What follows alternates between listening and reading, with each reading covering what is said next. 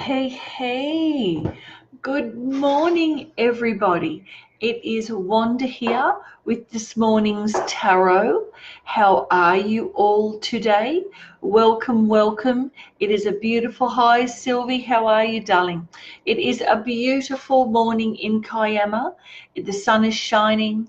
The weather is beautiful. It's not too hot. Hi, Shirley. How are you, darling? Thank you so much. First of all, I want to just be in absolute gratitude and thank you all for your beautiful messages yesterday.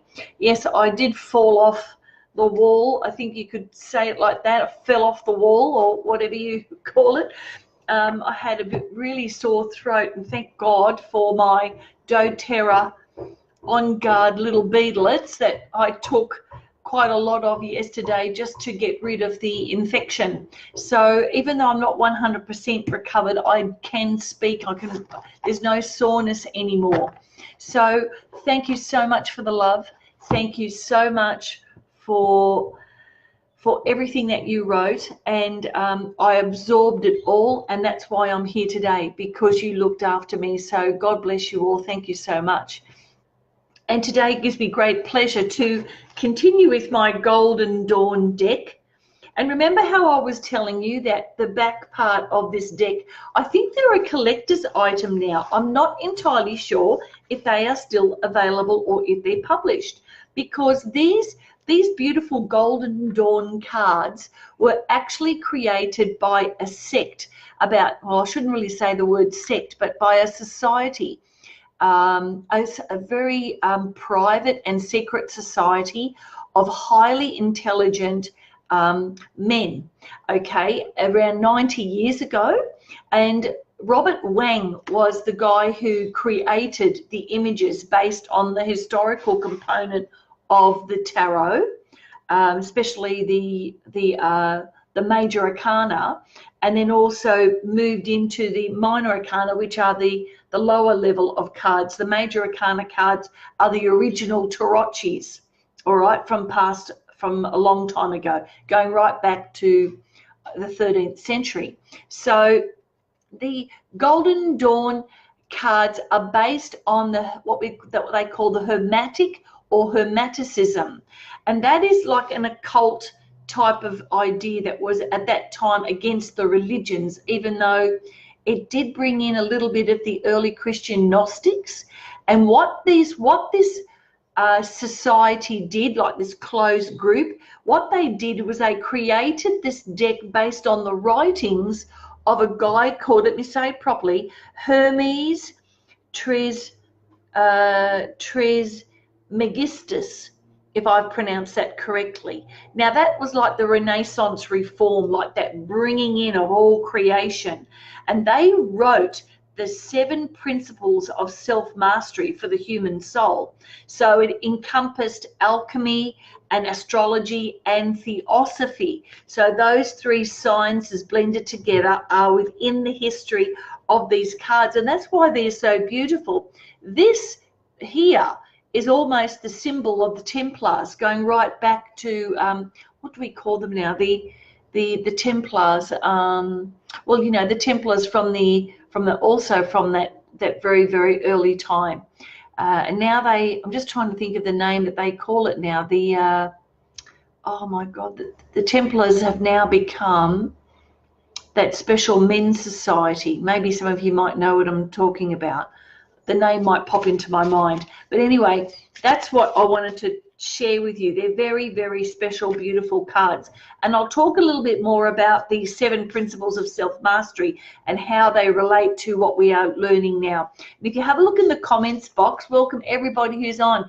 Eva, Tanya, hello, Amanda, and anyone else the thing's going up and down. So I can't see everybody's name. But today I want to talk about that the 7 levels of self-mastery in all the traditions, that those 7 levels, 9 levels, 5 levels, they are like the spiritual numbers, if you like. They are about our own masterpiece. And we are already that masterpiece. So there's no lack. It's just in our old patterns we think that we are lack. And I hope that makes sense, that first and foremost, when you wake up every morning, you are your brilliant self. And the mind, or the ego, as some people call it, you just move that aside to open up to who you really are. Does that make sense? So let me know if that makes sense to you. So even though we know it up here, right, that's what I have to do, on an emotional level, we get a little bit stuck, right? Because we have this past that's in our subconscious. So if you like, from about the neck up is our mind, obviously, and from our neck down in our body, in our vital organs, actually, are the memories of our subconscious, and they run the show. They run the show. And so what are the cards going to show us today? So I thought that was very interesting, just to bring in the Golden Dawn. They had the greatest minds in this secret society at the time. Now, I don't know anything about them because I wasn't born 90 years ago. Not far off it though. But I wasn't born 90 years ago, so I wanted to share with you my necklace. Do you like that? Isn't that beautiful? I bought that when I was in Bali, and I just love wearing it. It's sort of like a really beautiful navy blue, and I just love that blue. It's the connection to the third eye, so that I can read really well for you this morning as a thank you for looking after me and sending me some deep healing yesterday with all your comments. So today's card is, wow, it is the 8 of Cups. And what does that mean? Whenever we talk about the 8 of Cups, it's about water. It's about the emotions. And today, the 8 of Cups is reminding us that whatever does not work in your life, walk away from it, right? You do not owe anybody anything. Walk away, or change your mindset, change your emotion about how you feel about something that's affecting you maybe right now. Maybe you're going into, oh, maybe I shouldn't have broken up with that guy, or maybe that woman, maybe I should have stayed, and you maybe have a bit of regret. That regret, let it go. It doesn't work for you anymore, and you don't need it. Okay? Walk away emotionally from people, spaces, places, and things and jobs that no longer serve you, where you feel stuck, where you feel like you're constantly responsible, where you are sitting in a space where you're worried about what someone else thinks. You cannot control what anyone else thinks except what you think and you feel, because you are your own masterpiece. And our job is to master our higher self within us, to recognize that we have that. And this is what, thank you, universe, this is what this is all about. Holding up like the chandelier. It looks like a chandelier, see? And when you hold that up, you're holding that light. You are holding up that awareness of who you really are. And then, do you need to do it like straight away? No, but just chip at it a bit by bit. You know, one of the leaders in the affiliate marketing that I work with on a daily basis, you know, she wrote today that in order to succeed, there has to be a certain amount of work, right? So like when you're riding a bike, for instance, and you hop on that bike, some of us can take off straight like that. We sort of know what we're doing. But for me, I remember when I got on the bike, it was a bit wobbly, you know, and I fell off a few times, and a few grazed knees later, I mastered it and got better and better. But at the beginning, there was a little bit of hard work. So when you're creating your business, when you're creating your own, when you are diving deep into yourself, to your awareness and to understanding more about you, it might seem like a little bit hard work. And there could be a little bit of resistance there because we don't really want to do it. We go, oh, how do I do it? Where do I start? And that's where you sort of let the mind go, and you just go with the flow. That's what this language talks about, is for you that to be not resistant and hold things in, I used to be a lot like that, and there are still some things that I hang on to. And what is that telling me? It's the programming inside me that's still holding me back in some way. And yet I can't see it because I'm in my ego or I'm in my mind. Why? Because I'm used to that way of thinking. And so each day I chip away to create a new habit. And so this is what this is telling us about, that you can step away from that bit by bit and examine. Oh, hang on, I had a reaction there. That wasn't a very nice reaction. Basically, if you nut it all the way down, if you can measure it by feeling, measure it by your emotion. Does it feel good or doesn't it feel good? You know, working on that. Does this feel good for me or doesn't it feel good for me? And that doesn't mean using that feel good idea not to do what you have to do, especially if you're wanting to learn more about personal development or learning more about who you are as a masterpiece already. All right, so give me some love hearts if this is making sense. Now, what I'm going to do is I'm going to do another OSHO cards for you guys. They're all flopping all over the place. Here we are. I wonder who I'm going to read for today. Let's have a look. We've got Steve on. Hi, Steve. Hi, Sharon. Hi, Elizabeth. Welcome, darling. Irene, I can just see your name there, darling.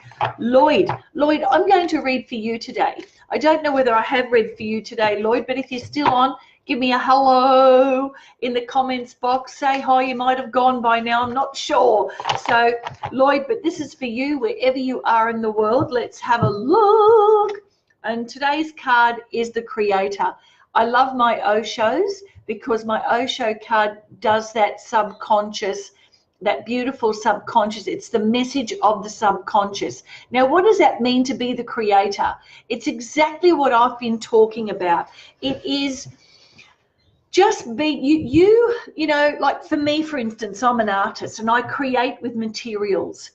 And when I'm creating with materials, and even though I'm getting involved and I've got some paintings in the background there, as you can see from my students, right, what the creator actually means is when you're creating, when you're molding, when you're using art materials, it's actually a platform for you to step into your true higher self. Now, inside that, I'm learning more about me. So our job as a creator is to understand who we really are, that we can create ourselves from moment to moment. And when you have a look at that beautiful golden orb, that guy, he looks like a bit of a Buddha sitting there. He's got the Bodhi leaf symbol behind him. And really our job in this lifetime is to understand who we really are, that we are the light, that we are the masterpiece, that we might be creating a masterpiece. It's only a part of our soul essence.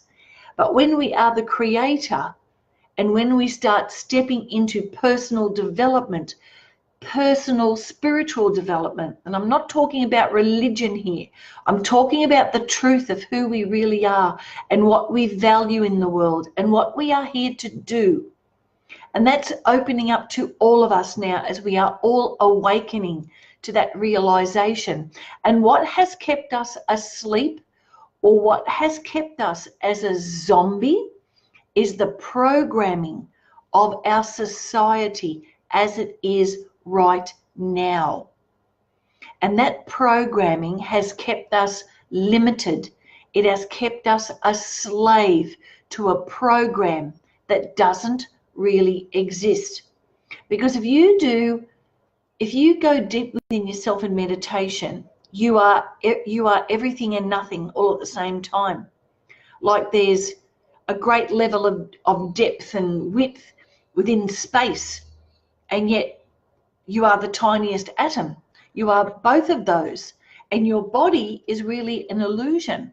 And when you can sort of grasp that and move away from that 3D thinking, I hope this is making sense for you, because we're getting probably a bit deep right now, but this is what the creator is all about. When you step into the realization of the greatness of yourself and the power of yourself, then you can live your life happily. All abundance is yours. Money is yours. Love is yours. You do not have to suffer anymore. That was the message of Jesus, actually. So having said that about being the creator in your own life and letting go of things that no longer serve you, what a beautiful message for today. I hope that serves you well. If you want me to do some tarot readings for you, especially if you're on that path and you need some guidance, I'm more than happy to just get you on the right track, you know. And so contact me. I've got an April special, and I don't like to call it the April special, but the April offer. So I've already got about half of the month already filled up with offers, with places already, I should say. So if you're wanting that, let me know, and I will sit with you and we will nut this out together to help you get on the right path. That is my contribution to the awakening. I'm sort of like the first person at the gate. I sort of sort people out and then they do the next step, if that makes any sense. So that's what I do. That's what I'm here to do. I'm living in the gift that I was here and born to do. This is just part of it. So darlings, if I can help you in any way, you know how to contact me. And I've also got my YouTube channel. And again, once again, Wanda, you haven't put it in the comments box. Anyway, if you need my YouTube channel, I'll pop it in. And remember the Ho'oponopono prayer? I've always got that link too to help you along on your day. My darlings, have a really great day. Welcome to all of you who've hopped on at the last minute. Maybe you want to watch the replay. And in the meantime, what is the answer? What is today's guidance? Step away from things that no longer serve you. And personal development. Start today. Start little. Ask. Maybe it starts in a yoga class. Maybe it starts in an art class. Maybe it starts with you just sitting quietly in your own space and listening to that voice within yourself, looking at nature, being grateful for what you have. Darlings, I will see you later, and I'll talk to you tomorrow. Bye.